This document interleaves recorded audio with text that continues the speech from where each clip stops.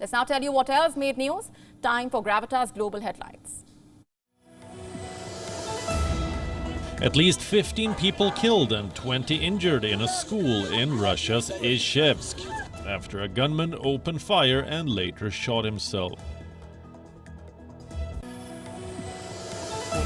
UN atomic watchdog chief Rafael Grossi says he is ready to hold talks in Ukraine and Russia this week on setting up a protection zone at the Russian-held Zaporizhzhia nuclear power plant in Ukraine.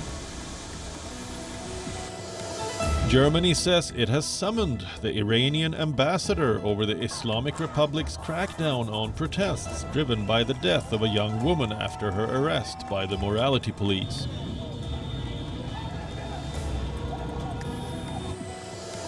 US and Britain call for a debate at the UN Human Rights Council to discuss China's treatment of Uyghurs following a report warning of possible crimes against humanity.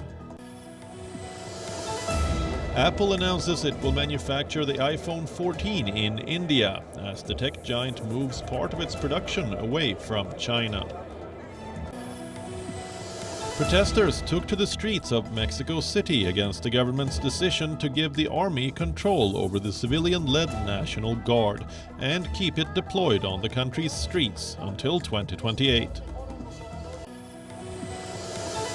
Filipino authorities rushed to distribute aid to evacuees after Typhoon Noru made landfall in the capital and northern provinces, leaving at least 5 dead and many areas flooded.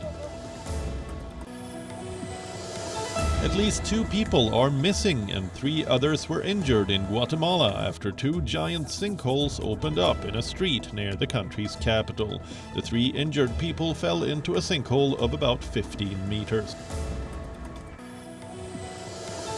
Netherlands have booked their place in the finals of the Uefa Nations League with a 1-0 victory over Belgium.